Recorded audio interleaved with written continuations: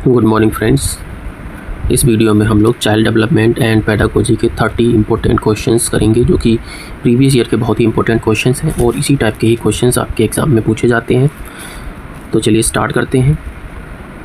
First question दिया है, which of the following correctly describe culturally responsive teaching to cater to diverse groups of student.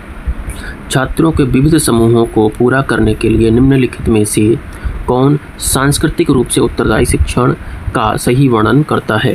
तो देखिए, first है आपका सुविचार, सेकंड है अनुकूलित, थर्ड है आपका विभेदित और फोर्थ है आपका मानकीकृत। ऑप्शन नंबर फर्स्ट कहता है कि सेकंड और थर्ड है अनुकूलित और विभेदित, लेकिन सुविचारित भी है। तो ऐसा ऑप्शन जिसमें फर्स्ट सेकंड थर्ड है, मानकीकृत नहीं होगा, वही हमारा सही है। तो वो ऑप्शन हमारा कौन सा है? वो ऑप्शन हमारा सेकंड करेक्ट है। नेक्स्ट करते हैं।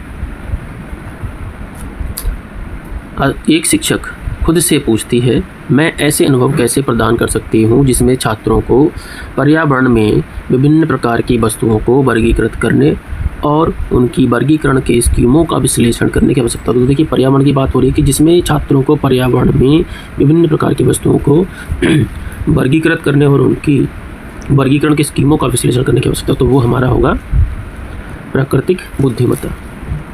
नेक्स्ट क्वेश्चन नंबर थर्ड कर लेते हैं। क्वेश्चन नंबर थर्ड है, a teacher should encourage debates, discussion and collaborate among students. Reason है, knowledge production is an inactive process. देखिए, knowledge production is inactive process दे रहा है, यहीं पर गलत हो जा रहा है। And engagement in group activity hinders meaningful learning, यानी कि शिक्षकों को विद्यार्थियों के बीच बहस, चर्चा और सहयोग को प्रोत्साहित करना चाहिए। ठीक है, बिल्कुल सही है भाई। कारण है, ज्ञान उत्पादन की एक निष्क्रिय प्रक्रिया है, तो यहीं पर ये गलत हो जाता है। इसका मतलब क्या है कि फर्स्ट सही है, यानी कि ए सही है, आर गलत है। ए सही है, क्वेश्चन नंबर 2 थर्ड का पॉइंट 2 सही है, ए सही है और आर गलत है। क्वेश्चन नंबर 4 पर आ जाते हैं। Assertion, school should function within a framework which access the finished product and learning outcomes. The reason है, learning is tightly sequential and hierarchical. Choose the correct option. तो देखिए, स्कूलों को उस ढांचे के भीतर कार्य करना चाहिए जो तैयार उत्पाद और सीखने परिणामों का आकलन करे। भाई गलत है। सीखना पक्के तौर पर अनुक्रमित और पदानुक्रमित है, तो उसका मतलब ये हुआ कि भाई एक भी गलत कह रहा है, आर भी गलत है, तो दोनों ही गलत है। तो हम यहाँ पर आंसर हमारा थर्ड वाला होगा, ए और आर दोनों ही गलत है। नेक्स्ट कर लेते हैं। क्वेश्चन नंबर 5, सुनीता एक 12 वर्षीय लड़की विशेष संगीतीय क्षमता रखती है। उसके माता पिता दोनों ही निपुण गायक हैं और वो सुनीता को अपनी आवाज़ को और बेहतर करने के लिए प्रशिक्षण कक्षा में भेज रहे हैं। सुनीता की यह क्षमता संभावित रूप से किन कारकों के अंतःक्रिया का परिणाम है? देखिए, पोषण अनुशासन, भाई इसमें सांस्कृतिक की बात हो रही, गलत है। आनुवंशिकता और वातावरण करेक्ट होगा। क्यों? क्योंकि उसके माता पिता भी गायक हैं और वो अपने बच्चे को भी गायक बनाना चाहते हैं, तो इसमें किस में आ जाएगा? आनुवंशिकता और वातावरण हमारा आंसर सही होगा। नेक्स्ट क्वेश्चन कर लेते हैं। Question number 6, a key commonly in पियाजे एंड वाइगोत्स्की थ्योरीज। पियाजे और वाइगोत्स्की के सिद्धांतों में एक प्रमुख समानता है, तो प्रमुख इनमें समानता क्या है?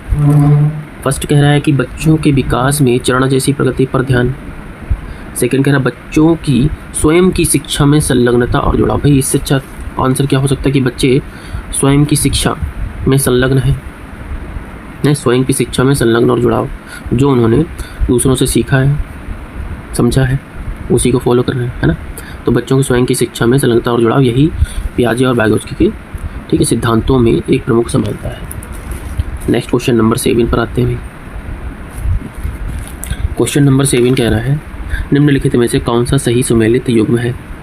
फर्स्ट लिखा हुआ है, मानक संदर्भित मूल्यांकन साथियों के प्रदर्शन की तुलना करता है। तो मानक संदर्भित मूल्यांकन क्या है? साथियों के प्रदर्शन की तुलना, की जो फ्रेंड्स हैं या सहपाठी हैं वो किस तरह का काम कर रहे हैं। ठीक है। रचनात्मक मूल्यांकन क्या है? कि यह निर्धारित करना कि छात्र कक्षा से पहले और बाद में क्या कर सकते हैं। तो सही ऑप्शन हमारा फर्स्ट वाला है, मानक संदर्भित मूल्यांकन, साथियों के प्रदर्शन की तुलना करना। नेक्स्ट करते हैं भाई क्वेश्चन नंबर 8, संवेदनशील अवधि वह समय अवधि होती है जिसके दौरान कुछ विशेष रूप से सामान्य विकास के लिए महत्वपूर्ण होते हैं। तो भाई यहाँ पर सामान्य विकास को कौन महत्वपूर्ण देखा? मानव जाति कारक, पर्यावरणीय कारक, वंशानुगत कारक और उत्पत्ति मूलक। तो यहाँ पर तो भाई पर्यावरणीय कारक होंगे, क्योंकि सामान्य विकास की बात हो रही है। नेक्स्ट क्वेश्चन नंबर 9, लेव वाइगोत्स्की के अनुसार भाषा और विचार के बीच क्या संबंध है? फर्स्ट है विचार भाषा को आकार देते हैं। सेकेंड है भाषा और विचार एक दूसरे से स्वतंत्र हैं। थर्ड है भाषा और विचार विकास की जटिल विनियमित प्रक्रिया है। तो ऑप्शन नंबर 3 ही सही है कि भाषा और विचार विकास की जटिल विनियमित प्रक्रिया है, यही हमारा ऑप्शन सही है। क्वेश्चन नंबर 10, समावेशी कक्षाओं में भी क्या होता है? समावेशी कक्षाओं में विशेष बच्चों की ज़रूरतों को पूरा करने के लिए एक अलग शैक्षिक कार्यक्रम पेश किया जाता है। भाई अलग नहीं किया जाता है। समावेशी कक्षा में अलग अलग भिन्नताओं के अनुसार विभेदित निर्देश दिए जाते हैं, यही हमारा ऑप्शन करेक्ट होगा। ऑप्शन नंबर 10 का 2। नेक्स्ट 11, प्रगतिशील कक्षा में या शिक्षा में बच्चों को किस तरह देखा जाता है? तो प्रगतिशील अगर कोई शिक्षा है तो वहाँ पर बच्चे कुछ ना कुछ कर रहे होंगे। तो आज्ञाकारी और केवल ज्ञान का उपभोग करने में सक्षम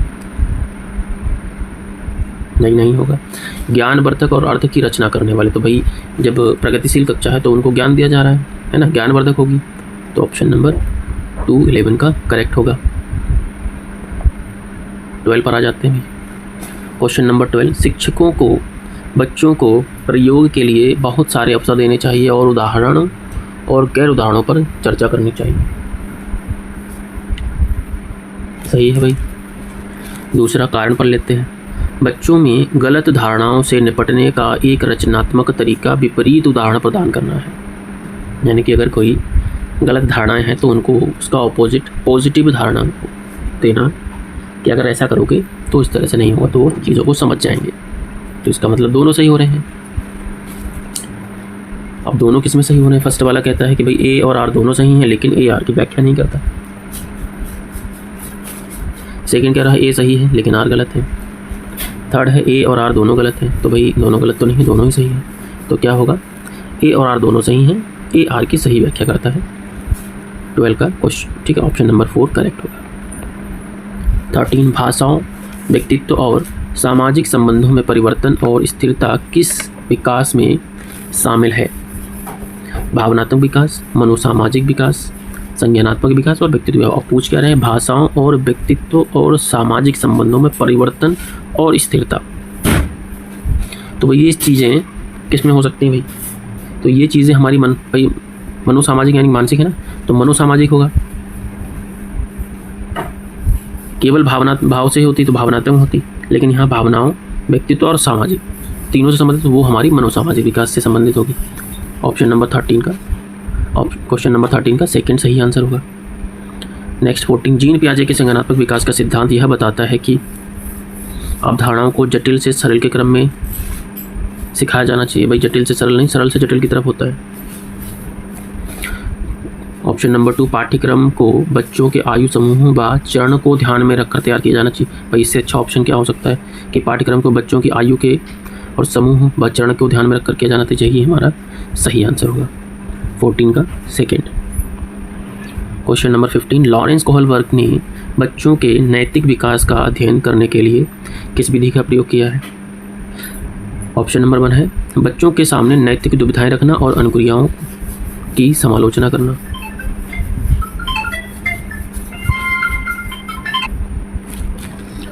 ऑप्शन नंबर 2 है खेल के दौरान बच्चों का अवलोकन करना।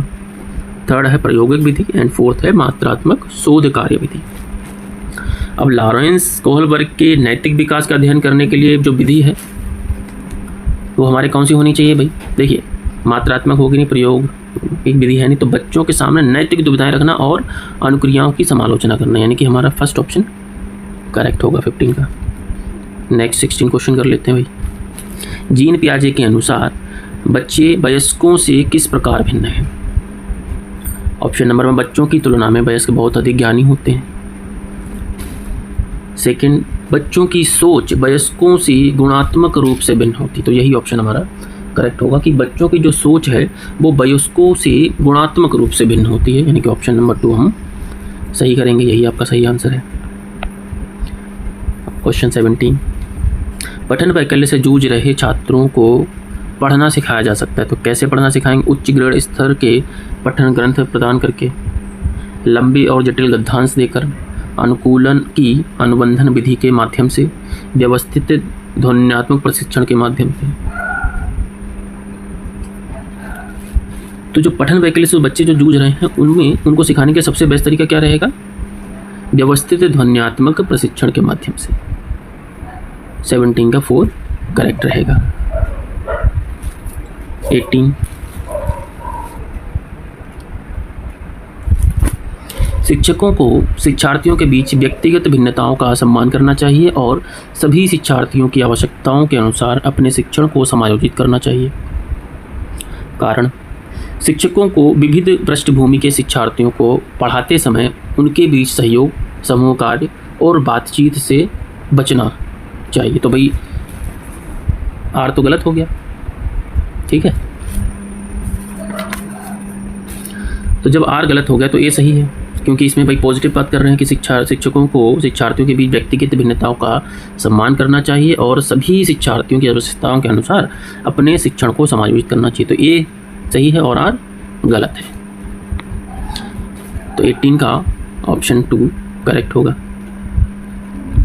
नेक्स्ट कर लेते हैं 19 क्वेश्चन। 19 क्वेश्चन कहता है कि रमा एक शिक्षिका है जो बैगोत्स्की के सिद्धांतों को अपनी कक्षा में लागू कर रही हैं और वह एक चुनौतीपूर्ण कार्य को पूरा करने के लिए अपने छात्रों को समूहों में कार्य करने के लिए नियुक्त करती हैं। कार्य के दौरान एक छात्र एक महत्वपूर्ण संकल्पना को समझने के लिए संघर्ष करता है। रमा के लिए इस छात्र की मदद करने का सबसे प्रभावी तरीका क्या होगा? तो ऑप्शन फर्स्ट कहता है कि छात्र को समस्या को स्वयं हल करने का प्रयास करने के लिए प्रोत्साहित करें कि भाई बेटा ट्राई करो, कोशिश करिए। सेकंड कहता है छात्र को एक अलग कार्य सौंपें, भाई ये तो गलत है, भाई जो चल रहा है उसी को सही करना है पहले। थर्ड है कि छात्र के साथ समस्या पर काम करें और समूह के अन्य सदस्यों को शामिल करते हुए आवश्यकता अनुसार मार्गदर्शन और प्रतिपुष्टि प्रदान करें। भाई इतना पॉजिटिव तो आंसर ही करेक्ट हो सकता है, तो ऑप्शन नंबर 19 का थर्ड सही होगा।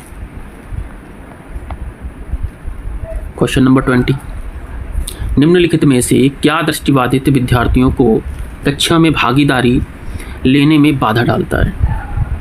ऑप्शन है फर्स्ट मुद्रित पाठ्यपुस्तकें और नोट्स, सेकंड उभरी हुई रेखा चित्र और मानचित्र, थर्ड है ग्राफिक सामग्री के स्पर्शनीय तरीके। भाई देखो ग्राफिक वाले ये भी दृष्टिबाधित पढ़ सकते हैं, उभरी हुई रेखा भी पढ़ सकते हैं, मुद्रित पुस्तकें भी पढ़ सकते हैं, ठीक है, क्योंकि स्पर्श करके वो चीज़ों को समझ सकते हैं। लेकिन इलेक्ट्रॉनिक रूप से प्रारूपित जो व्याख्यान है प्रतिलेप, लेकिन उसको कैसे करेंगे? तो सबसे सही इसका आंसर होगा इलेक्ट्रॉनिक रूप से प्रारूपित व्याख्यान प्रतिलेखन।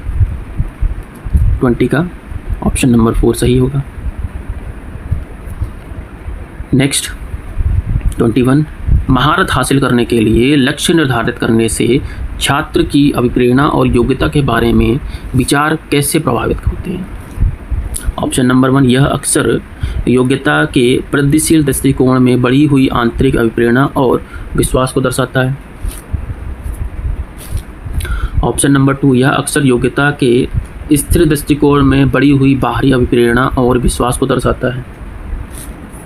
ऑप्शन नंबर 3 है, यह अक्सर योग्यता के वृद्धिशील दृष्टिकोण में बढ़ी हुई बाहरी अभिप्रेरणा और विश्वास को दर्शाता है।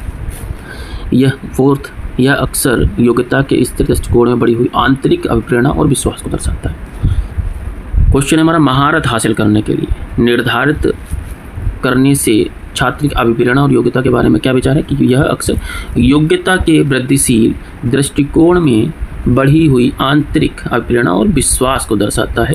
21 का हमारा ऑप्शन फर्स्ट करेक्ट होगा।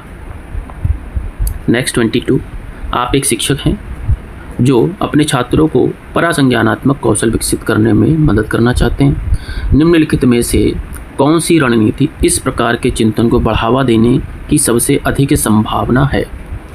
ऑप्शन नंबर फर्स्ट कहता है कि छात्रों को अपने स्वयं के सीखने और सोचने की प्रक्रिया पर विचार करने के लिए प्रोत्साहित करना। सही है, पॉजिटिव आंसर है। सेकंड कहता है विद्यार्थियों के स्तरीय कार्य के लिए सारांशिक नोट्स प्रदान करना। वो वहाँ पर चिंतन को बढ़ावा देने के लिए बात हो रही है, ठीक है। गृह कार्य सौंपना, है ना। फोर्थ कहता है कि छात्रों को उनके प्रदर्शन पर गुणात्मक प्रतिपुष्टि के बजाय अंक देना।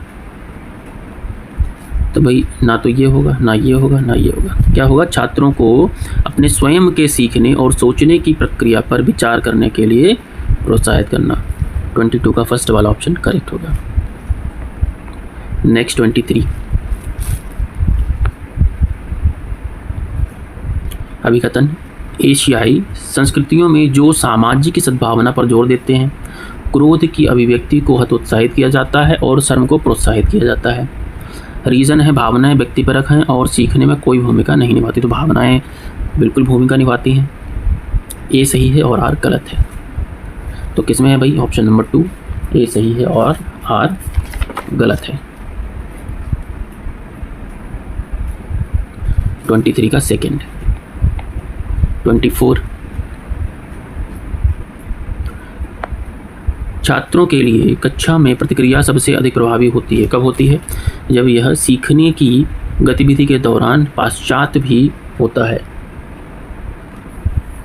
सही है। यह इस बात पर ध्यान केंद्रित करता है कि बच्चा क्या नहीं कर सकता, बजाय इसके कि वह क्या कर सकता है। यहाँ पर सिर्फ ये कहा जा रहा है कि छात्रों के लिए कक्षा में प्रतिक्रिया सबसे अधिक प्रभावी कब होती है, ठीक है। तो उसी क्वेश्चन के अकॉर्डिंग ही हमें आंसर सही करना है। तो आंसर तो हमारा फर्स्ट वाला ही सही है, लेकिन थर्ड वाला देखिए। यह वर्ष के अंत में प्रशिक्षण और परीक्षा पर केंद्रित है। फोर्थ है यह छात्रों को तुलनात्मक श्रेणी प्रदान करता है।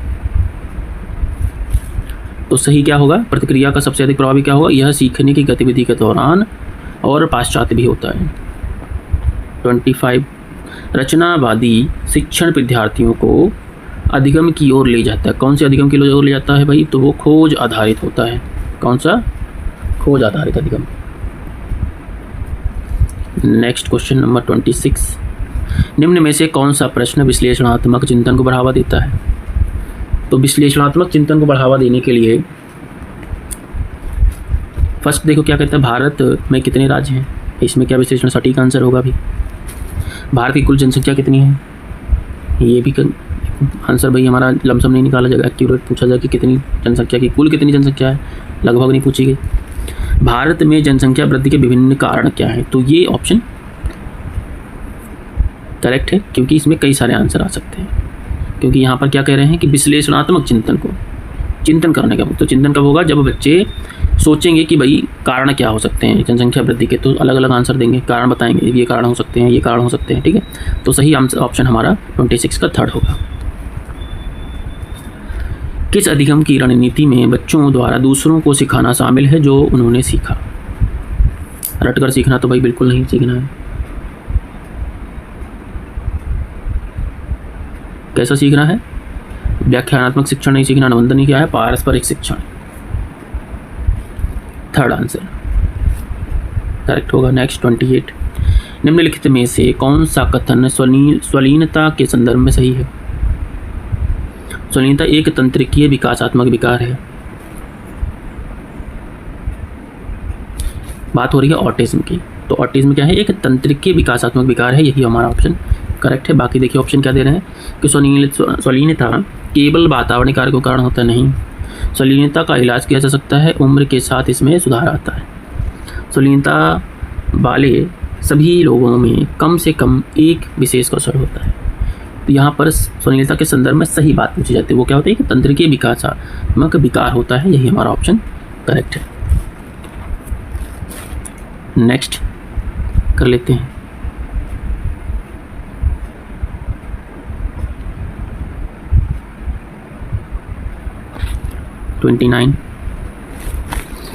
अभिकथन है किशोरावस्था के दौरान जेंडर अपेक्षाओं के अनुरूप स्त्रीत्व और पुरुषत्व की परंपराओं का पालन करने के लिए दबाव बढ़ जाता है। कारण है जेंडर और जेंडर भूमिकाएं जैविक रूप से निर्धारित की जाती हैं। अब सही विकल्प क्या है बताइए भाई। किशोरावस्था के दौरान जेंडर अपेक्षाओं के अनुरूप स्त्रीत्व पुरुषत्व की परंपराओं का पालन करने के लिए दबाव बढ़ जाता है, ये सही है। जबकि कारण क्या कहता है कि जेंडर और जेंडर भूमिकाएं जैविक रूप से निर्धारित की जाती हैं, ये गलत है। तो ए सही है और आर गलत है।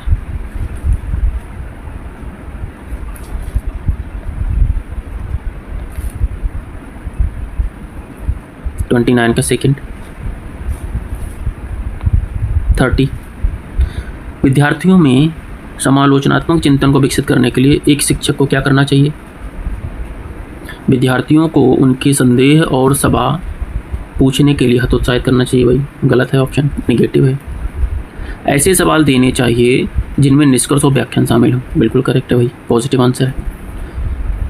तो इसका पॉजिटिव आंसर सेकंड होगा। थर्ड क्या कहता है, ऐसे सवालों से बचना चाहिए जिसमें विवेचन और विश्लेषण की आवश्यकता होती है, तो बिल्कुल भाई नेगेटिव आंसर है ये। केवल ऐसे ही सवाल पूछने चाहिए जिनका एक ही उत्तर हो, ये भी नहीं है। तो भाई 30 क्वेश्चन हमारे हो गए हैं। वीडियो अच्छी लगी हो तो लाइक करें, शेयर करें एंड सब्सक्राइब करें। वीडियो देखने के लिए बहुत बहुत धन्यवाद, थैंक यू। वीडियो अच्छी लगे तो लाइक करें और नेक्स्ट पार्ट लाने के लिए कमेंट्स करें। Thanks for watching.